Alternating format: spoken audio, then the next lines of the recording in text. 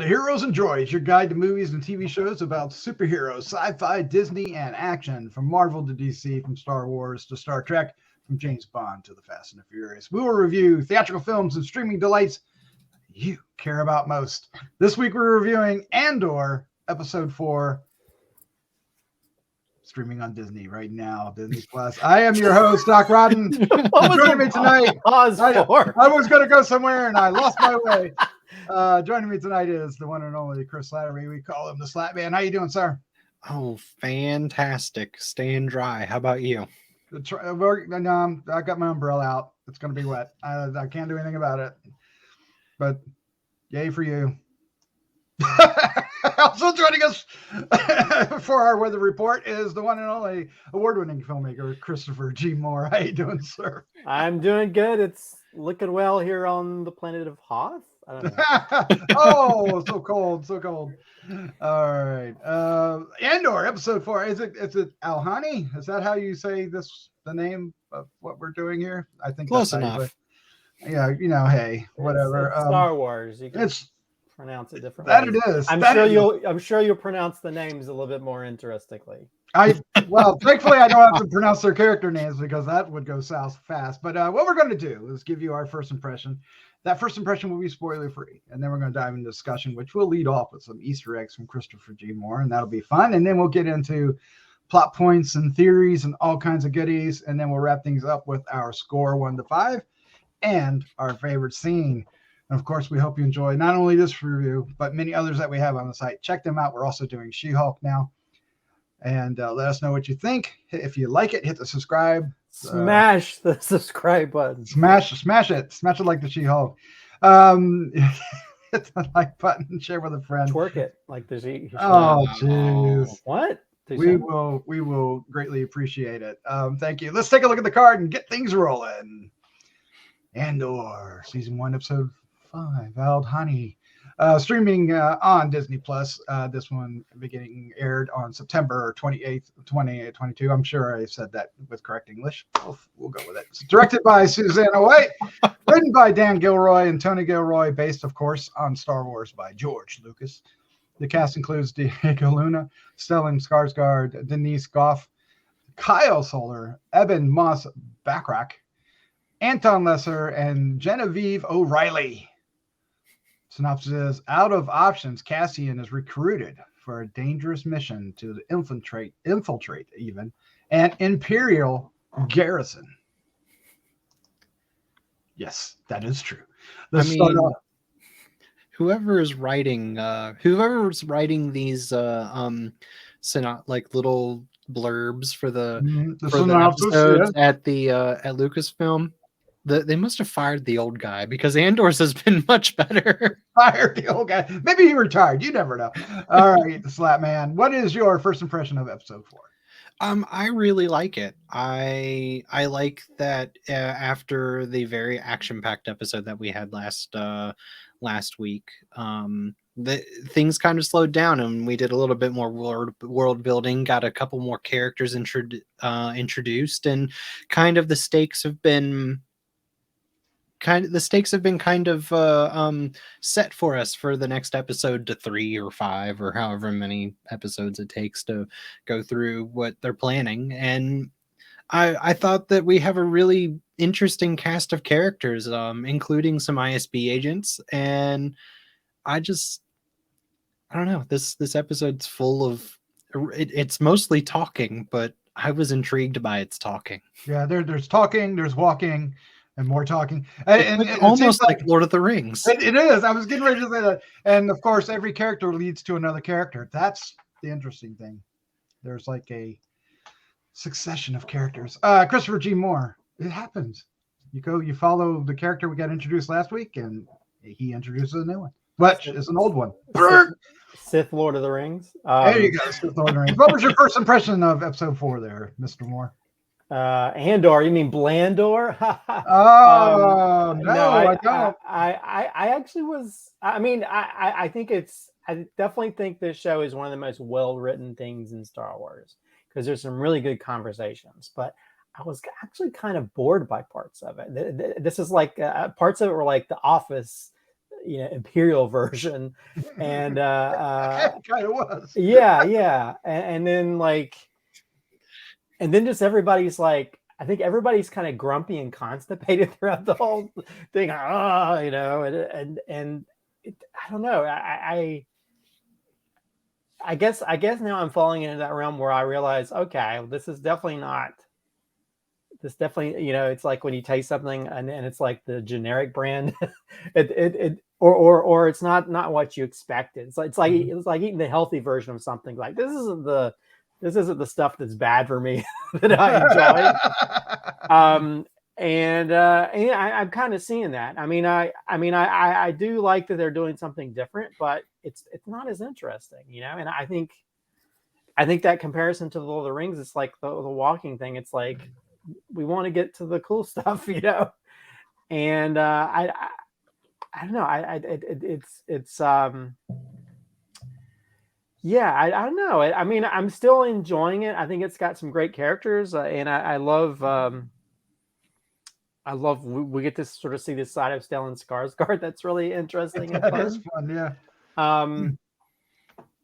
And I do like the world that they've created, this world that's a different side of Star Wars that we don't see, because we always see like the flashy versions. But this one is actually, they always talk about how Star Wars created the gritty version of like sci-fi, because sci-fi in the past was always like Flash Gordon, everything's pristine and clean, and this is more just like a more gritty, grounded version, like where you actually see gray offices of the Imperial officers in Coruscant, and you see like the gritty apartments, Oh wow! And you get this, you get to sort of see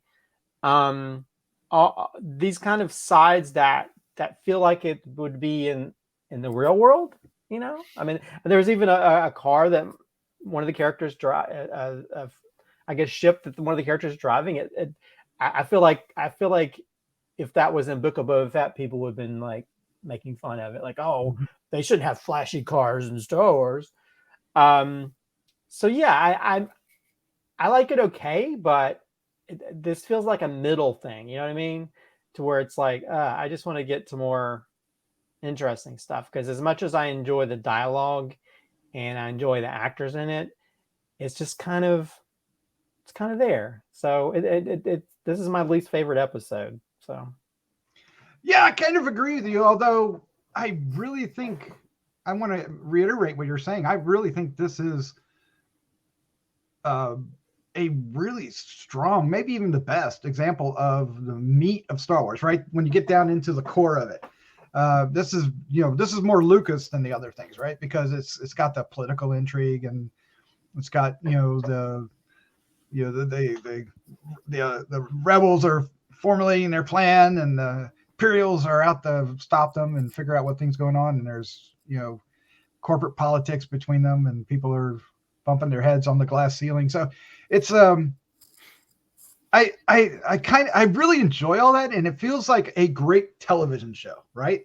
I think this is a really great episode of a television series, but it lacked that oomph that a Star Wars show needs. It needs at least something action in it, and this didn't have any action. The closest thing we got to action was, a little bit of a hyperdrive thing, and then some TIE fighters flew overhead, and that was it. Really, everything else is like meeting new characters, setting up, and basically world building for the next episode.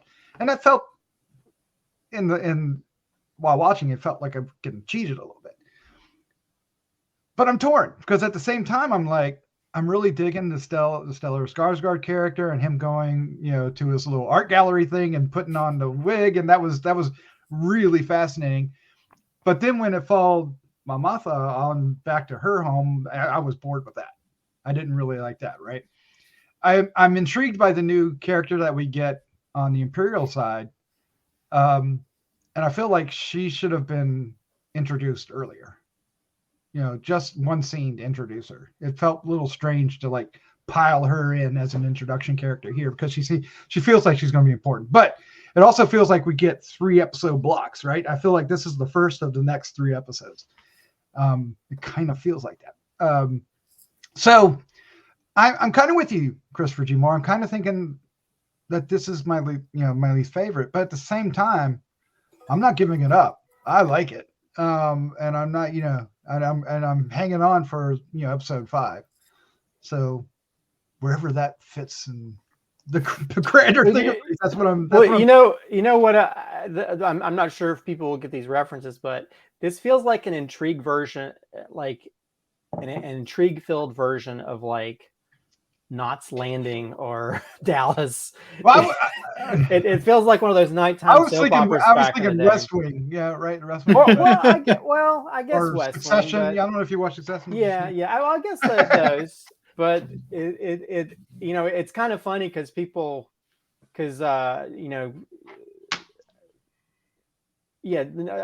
that Lucas had sort of made Star Wars as like this big sort of operatic type thing, and this is like nighttime soap opera elements. It is. It's very far away from that serial type of storytelling that Star Wars Episode 4 is based on, from the serials from the 30s and the 40s.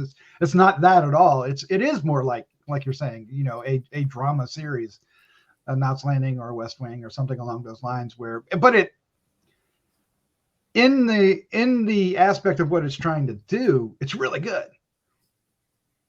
It just lacks that extra ingredient that I think we're hungry for, and we've also been spoiled on. I will say we've been spoiled because Mandalorian has spoiled us on that, right?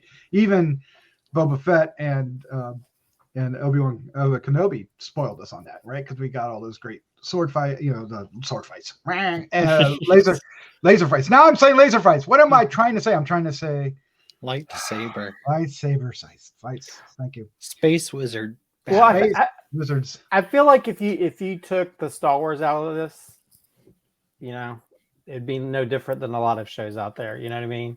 Mm-hmm. So I think that's the thing. It doesn't feel. I mean, they don't even have as many alien type characters. Well, there isn't really, but there's also these wonderful ships that we get to see. Like like when they're walking down the hallways, we get to see all these ships outside. I will say, I think going on. Well, I think they do a better job of like showing different parts of the Star Wars universe that we haven't seen. Mm-hmm. You know what I mean?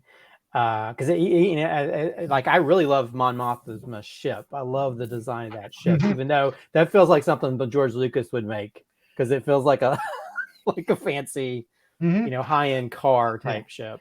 And the shininess of it really makes more sense in Coruscant than it does on Tatooine, which goes back.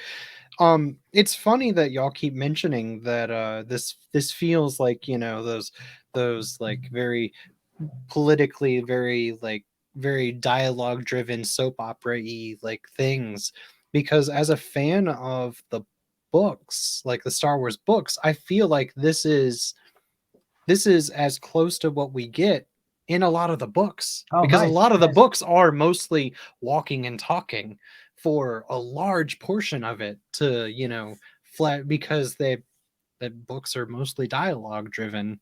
Well, that's why you should read the books and not but it's more of a visual medium, I guess. But but I just think it's really interesting, because my whole thing was this feels like 3 to 5, 6 chapters of a really good Star Wars novel to build up to the 3 or 5 chapter block that's going to be really like fast paced. Like, well, I mean, they are setting that up. They're setting up. We now know all about the garrison. We know their plan. We know how they're going to escape and what circumstances going to escape. So when that starts to happen, we know, right? So we're going to be on our edge of our seats waiting to see how that plan gets executed. And we don't often get that. Sometimes it's, those things are like the surprise. I always have a plan, right? I love when a plan comes together, but here we actually have the plan, right? And if something goes wrong, we know they've lost their leverage, right? And then it gets really tense. So I don't know. I'm that's part where I'm torn, right? Because I really did enjoy this, but it just needed a little extra something to Yeah. So anchor it. what Yeah. if they had released? So you could argue that some of episodes 1 and 2 of Andor were very similar, very low in action, I think but so. great build up to that action set piece that we got in episode 3. If they had released this episode all the way to the conclusion of this arc, would you feel the same way that you're feeling now? Well, okay, so I don't think so, because if you look at episode 1, they had this really exciting first act, right? They're going to catch your attention in the first act. You got your first 15 pages, right, Christopher? And they had that. Sorry, that's screenwriting, but they had it. So they had that in the first one, right? We had Andor. We introduced Andor. We get the scenario with him, and we get him in danger. And we don't really get that here. We get This ends on a very weird place. It does. It ends up like okay. This is like they ended it in the middle of an episode.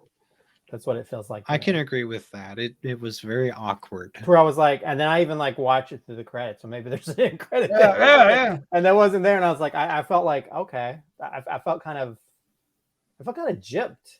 You know what I mean? Because you don't norm. That's not a.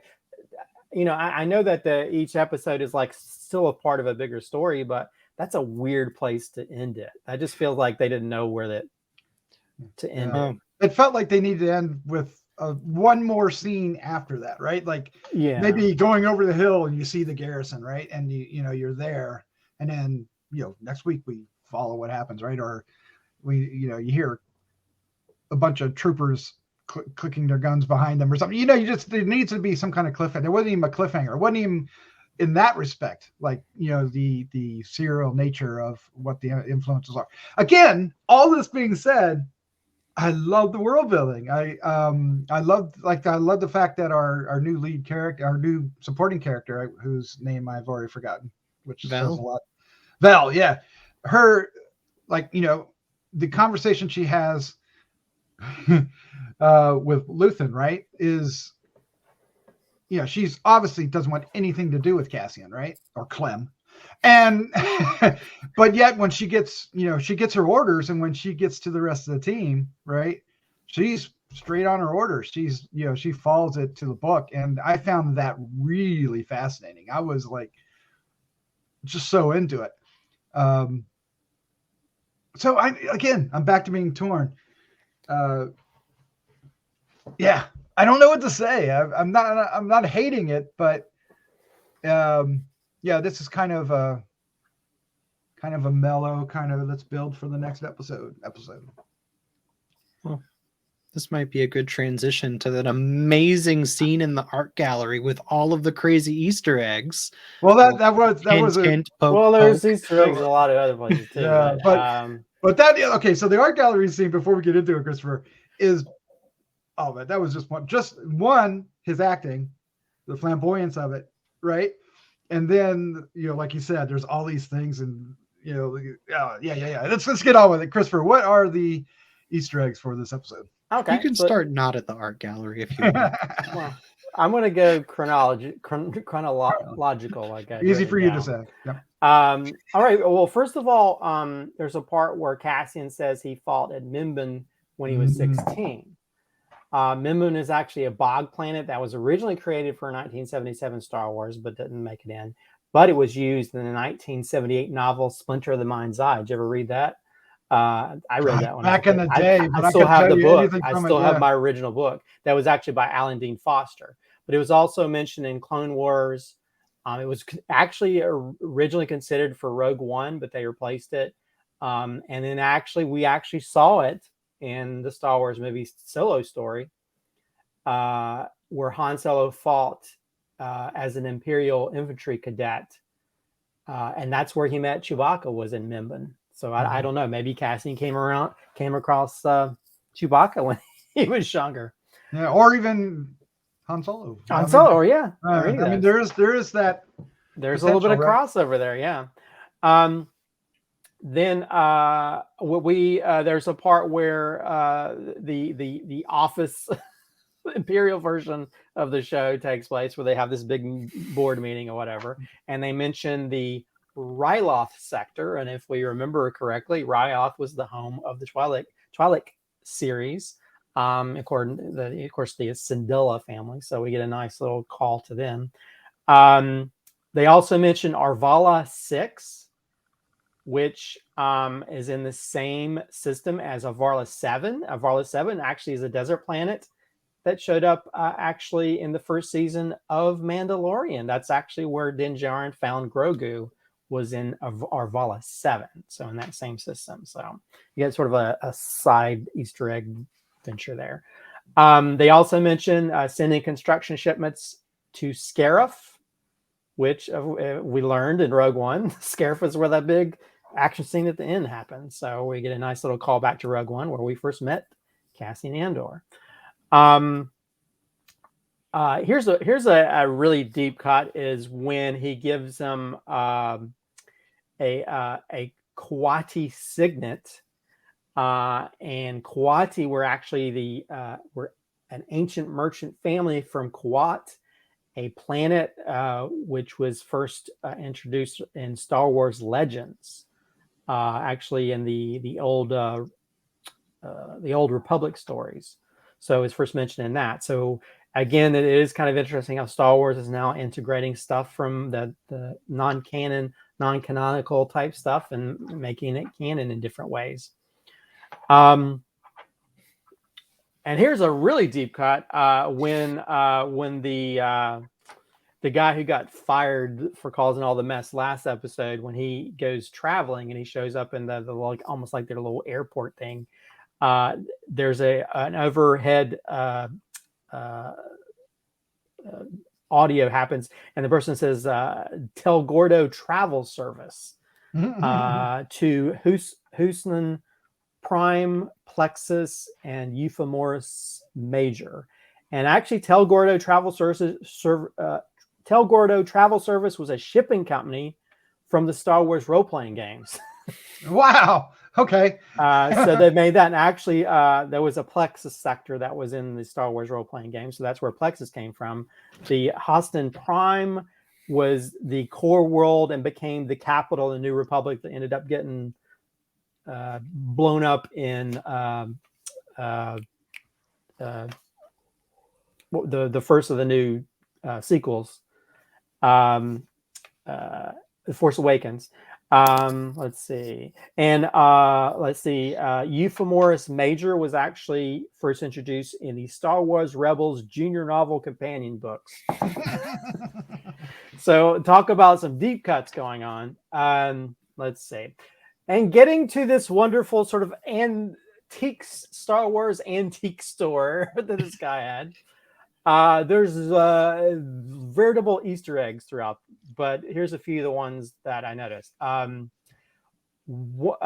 of the items in his store in the background is a Keldor Antioch's breath mask, which you remember one of the Keldor was Plo Koon and wore it, who was a Jedi Master. So I don't know if they stole it from Plo Koon or maybe it's just one of the Keldor alien species.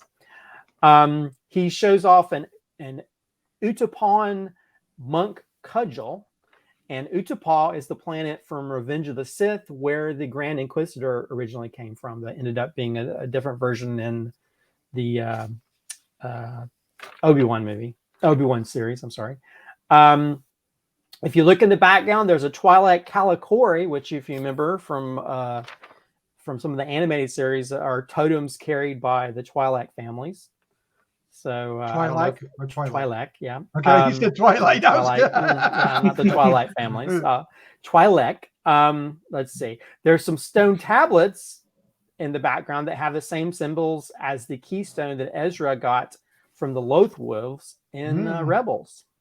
Okay. So we got that going on. We also got some gun shields used in Naboo in Phantom Menace. So we get some of those. And I don't know if this is true or not, but there is an outfit in the background that has a helmet that looks like the same Starkiller armor that was in the Force Unleashed game. So we get that. Let's see. So anyway, there's probably some other things maybe, but those are some of the ones that stood out. The dinner party when they're talking about the dinner, the people that are showing up for the dinner party, Mhm. when her Mon Mothma's husband's talking about these people are coming, there's mention of Ars Dangor, which actually that character was first mentioned in the Tarkin novel.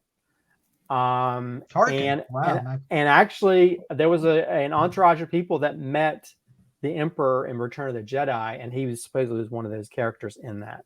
They had wore some weird hats in that scene. So not the weird hats. No, yeah, not the weird hat mafia. Nice. Let's see. I think I wrote this down wrong. Silu Moore. I can't even remember writing. But anyway, there's that character is Slymore or Silmore.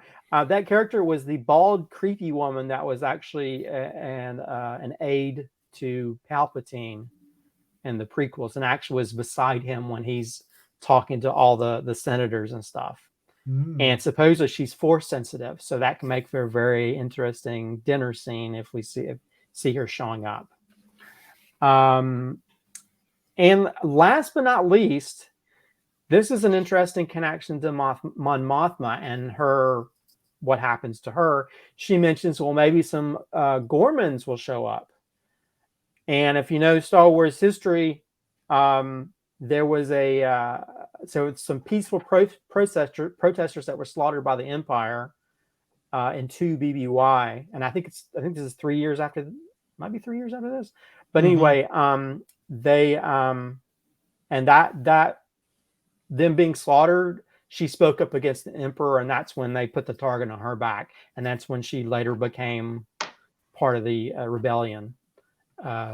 That kind of spurred her to be more like speaking out against the Empire and saying bad stuff about the Emperor. So the Gormans is actually a reference to one of the big reasons that she became, she left her post and became part of the rebellion. So anyway, there's a few the Easter eggs, unless you guys have anything else you might have noticed. There's a couple things I want to bring up just to discuss. I don't know if they're Easter eggs, but Luthen gives Cassian a Kyber crystal.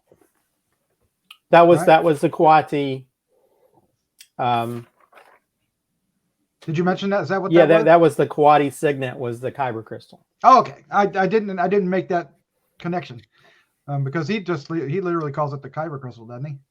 Yeah, it's made from a Kyber crystal, but it's from it's the more interesting thing was the Kuati signet, which is even more of a deep cut. But it is a Kyber crystal. Yeah. So I guess my question is what is the significance of that? What do you think they're hinting at with that thing? Because it's got to be more than just a. I guess I'm saying it's Chekhov's Kyber crystal, right? There's got to be something about it. I don't think so. No. I think that people find significance in the Kyber crystals that aren't Jedi. So I don't think there's any significance other than maybe worth a lot of money. Yeah, but I mean, okay, go ahead. Sorry. Kyber crystals are like are just a collectible, unless you're a Jedi. But you can also use it to. There are other uses for it, but most notably is being able to help power the lightsaber along with the battery and a light source. Right. But what is it? What's the significance to Luthen then? Why is it so significant to him? I mean, he's a antiquer. Right, but it's not. I mean, when you look at the antiques he had, it's not very valuable compared. No, it is valuable. That's the reason he gave it to him. But not as valuable. I think it's part of his collection. So I think he's after the Order 66, the Empire actually started going out and trying to get as much Kyber as they can, because as you know, the Death Star is powered by a giant Kyber crystal. So the Emperor was mining Kyber, one, to deter other people from making new lightsabers, and two, to try to make little mini prototype Death Stars with them and try to fuse crystals together. So the Empire has been mining Kyber crystals to the point that they're way more rare now than they were before. Like even like mining the planets that are rich with Kyber dry, and then of course the rebels blow them all up. So I got that. All right, so what was the second thing? I totally forgot the second thing. But that was the main thing that came to my mind. It's like, okay, what is that? What is the significance of that? Story wise. There also was a thing of armor that some people thought might be Beskar armor, but I don't know if that's in his little store, but I think it just looks like it. So, but I think Beskar's worth a lot. I don't think he'd have that out in the middle of the store like that. Not with his very interesting coins. There you go. Yeah. The interesting coins. That was funny. What do we think of the new Imperial character? I want to talk about her. And what is she up to? I love that they basically admitted that she's a diversity hire. Because she's Miro, right? Deidre Miro, is that the right character? You know what I was thinking? Because she's the supervisor of the Imperial Security Bureau, right? Okay, that's her. I was trying to find out. If what the actress's nationality was, because I was wondering if that might be his sister. But I don't know. Maybe I'm reading too much into it. I was thinking maybe his sister became part of the Empire. Well, you never know, right? You never know. It could be. Because then maybe she knows that. Maybe she knows more than what she's saying. You know what I mean? But again, that's just me reading into it. I feel like people do that so much with Marvel. I shouldn't be doing with Star Wars. Yeah, they the creators of this show have come out and said that there's not going to be don't expect crazy reveals and stuff. Okay.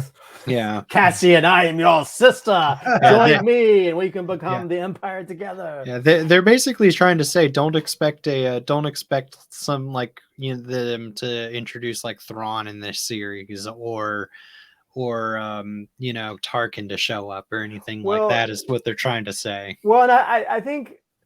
I know what my other thing is. I think that's the thing about this show is I think the guy Tony Gilroy, I think he created it. He was talking about everybody who came on the show is put away your reverence for Star Wars and let's do it this way. And so I was like, but yeah, I mean, we are getting characters that we know because we already have Mon Mothra, right? Mothra. Yeah. But I'm just saying, telling in a different way than what we're used to seeing, right. And so I think that's what we're getting. But then there's always the give and take of that as well. Right. But they do mention that there's in the conversation between Mon Mothra and Lucen, right? She mentions another person that she wants to introduce into the circle. I think they call it a circle, right? Are we talking about Leia? No, I wasn't thinking Leia. Well, who do you think? Is that who you're thinking? Because I don't think we're going to get Leia in here. Yeah, but I think. Are you thinking about her father? Bail? No. Bail is already a part of that stuff. Yeah, Bail is the one that actually started the resistance, and he recruited Mon Mothma to it. Although when the guy who's the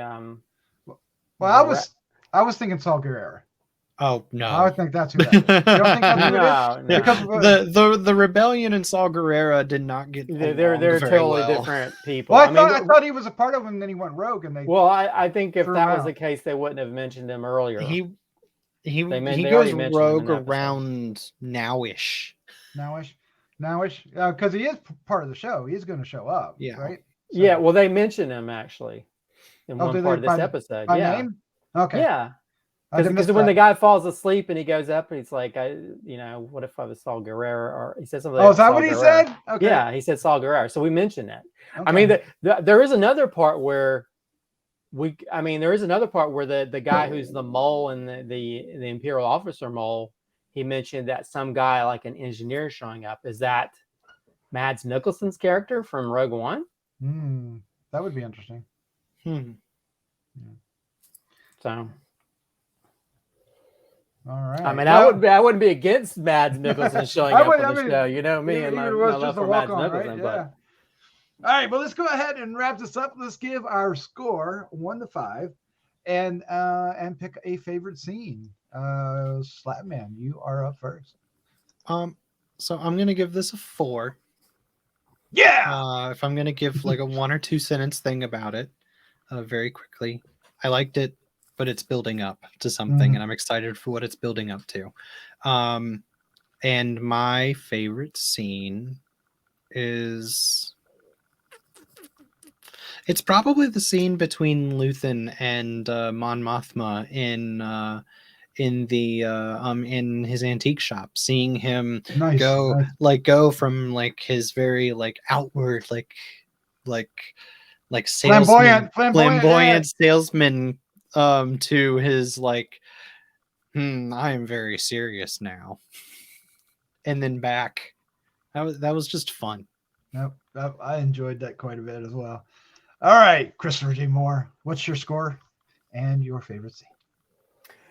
yeah, this is like the middle Lord of the Rings movie. It's it's like you know you have that successful first part and the successful last part, and this is like sort of like the bridge. I guess it's better than the Hobbit movie. So it's like yeah, so it's like you know, being transported to the vacation island. You just gotta slog through the middle part. Yeah, I don't know. I'll give it a 3.5. I think it's my least favorite episode of the series so far, because it does feel like that middle part, you know, that feels like it could have been a part of something else as opposed to its own little thing.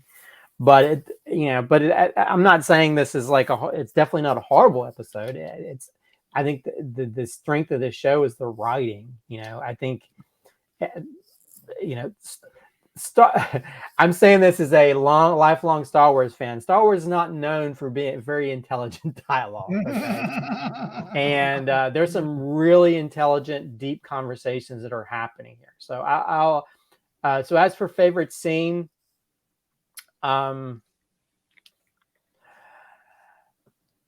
initially I was going to pick the part where he changes, but but I think I'm going to go with I like the conversation that Luthen has with him on the ship, and when he calls him out, like he knows more about him, you know, than he thinks, you know, and catches him in a lie. And I think it's just a very important conversation of like, you know, that he didn't randomly pick him up, you know, he needs him, and so he's the new hope for the rebellion. And so I kind of like that. Again, I as much as that it's a very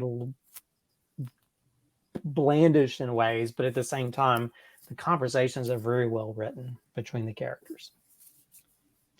I'm also going to give it a 3.5. But I am going to caveat saying that even though this, you know, like you said, it's so far the weakest of the 4 episodes, that does not mean I am not enjoying it. I really enjoyed this. I just felt, much like we said, that it needed a little bit more punch to it just to make it an exciting standalone piece, right? It doesn't stand alone, and I think that's the point.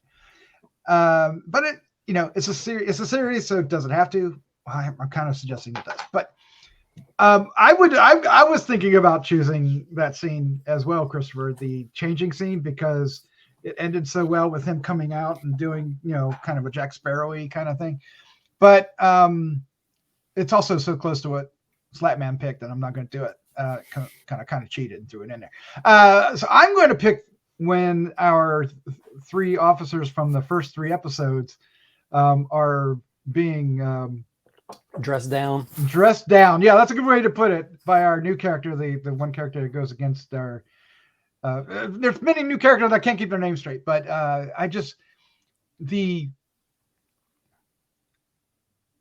it was really interesting how the politics of it, you know, there was all these things about, you know, kind of a don't make that big of a noise kind of thing. Don't, you know, don't ruffle the feathers, don't, you know, sweep it under the rug kind of things that ultimately gets the you know, the Empire in trouble in the end, right? Because that kind of bites them in the ass. But I also really enjoyed the character that we've been following, his reaction to it, right? And the way he just felt like this beat puppy. And I feel like there's all this motivation wrapped up in, that scene. And then we also have the other guy going, and he goes, really? So, it was really interesting what was happening there. So, I feel silly picking it, but I really liked it. It's a really great scene, and it shows consequence. And I love how the one guy was just like, I wasn't a part of this. And he was just like, you put these people in charge. You are the reason that this happened. The absenteeism, right? So somebody had pointed out, like, look at their uniforms. The main guy who was like the boss, his is like his patch is on crooked. And the main guy, you can see like he's sewed everything. It's all conforming to his body. He probably made his mom sew that because he goes. Oh man, it is funny. He goes and lives with his mom. I like this. This is definitely feels like a normal like TV series. Okay, yeah, because it couldn't go. So okay, the slap to the face was hilarious because she's like half his size. And then she also like belittles the person across the hallway. What are you looking at? It was is so this the New York City version of Star Wars? Exactly. Coruscant, I guess, is the New York City of Star Wars, right? Yeah, the whole planet is. So we could easily have picked that. It's like I'm walking here. So there you go. That's our review of Andor episode 4. How many more episodes we got? This feels like a million episodes to go. Well, do you want to know? We've got 8 more this season, but what is it's like a whole season normally. 20 more left to there you go. In total. 20 more left in total. I will say I'm kind of worried. I mean, like, we always complain about like, I wish we had more episodes, but then someone's like, maybe we have too many episodes. Well, I don't need to. We don't need to really stretch it out, Well, yeah, She-Hulk might be feeling that too, so we'll be talking about that later. If the rumors are right, though, then each episode or the episodes are gonna do like it's gonna be like heist, time hop, heist sort of thing. So I am confident that by the next episode is going to set up a really great 6th episode. Just like the first, the first ones we got. So it'll be interesting to see what happens, and I'm eager to talk about it. I mean, I think when they talked about what happens during their heists, I am interested visually how they're going to pull that off. Absolutely, it's going to be probably very beautiful. But again, I guess we'll see. Well, we know it's Star Wars, so it's not going to go as planned. So probably not. Yeah. And I like that. They're going to get you before you get to the horizon. All right. Well, Christopher Slattman, thank you for joining me. This was a lot of fun. Always enjoyable talking about Star Wars. Absolutely. All right. Let's say good night. Good night. Good night.